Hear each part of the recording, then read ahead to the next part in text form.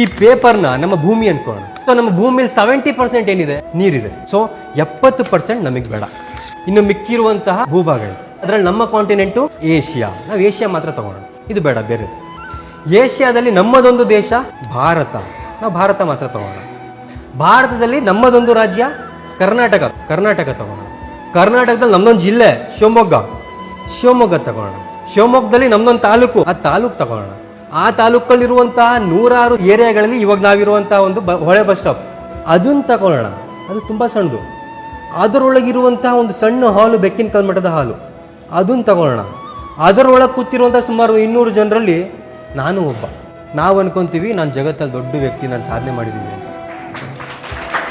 ನಮ್ಮಲ್ಲಿ ತುಂಬಾ ಜನರಿಗೆ ಇವತ್ತು ಅಹಂಕಾರ, ನಾನು ಇಷ್ಟು ಓದ್ಕೊಂಡಿದ್ದೀನಿ, ನನ್ನ ಕೆಳಗೆ ಇಷ್ಟು ಜನ ಕೆಲಸ ಮಾಡ್ತಾರೆ, ನಾನು MLA, ನಾನು MP, ಆ ಅಹಂಕಾರದಲ್ಲಿ ಬದುಕ್ತಿರ್ತೀವಿ. ನಮಗಿಂತ ಮುಂಚೆ ಬಿಲಿಯಾಂತರ ಜನರು ಬಂದು ಹೋಗಿದ್ದಾರೆ. ನಮಗಿಂತ ದೊಡ್ಡ ದೊಡ್ಡ ಜ್ಞಾನಿಗಳು, ನಮಗಿಂತ ದೊಡ್ಡ ದೊಡ್ಡ ಶ್ರೀಮಂತರು, ನಮಗಿಂತ ಸುಂದರವಾಗಿರುವಂತಹ ವ್ಯಕ್ತಿಗಳು ಬಂದು ಹೋಗಿದ್ದಾರೆ. ಸೊ ನಮಗಿರುವಂತಹ ಸೌಂದರ್ಯದ ಬಗ್ಗೆ, ಹಣದ ಬಗ್ಗೆ, ಜ್ಞಾನದ ಬಗ್ಗೆ ನಮ್ಗೆ ಯಾವತ್ತೂ ಕೂಡ ಅಹಂಕಾರ ಬೇಡ. ಬೀಚಿಯವರು ಒಂದ್ ಕಡೆ ಬರೀತಾರೆ, ಮನುಷ್ಯನಿಗೆ ಅವನಿಗಿರುವಂತಹ ಜ್ಞಾನದ ಬಗ್ಗೆ ಅಹಂಕಾರವಿದೆ, ಬಟ್ ಅವನ ಅಹಂಕಾರದ ಬಗ್ಗೆನೇ ಅವನಿಗೆ ಜ್ಞಾನ ಇಲ್ಲ.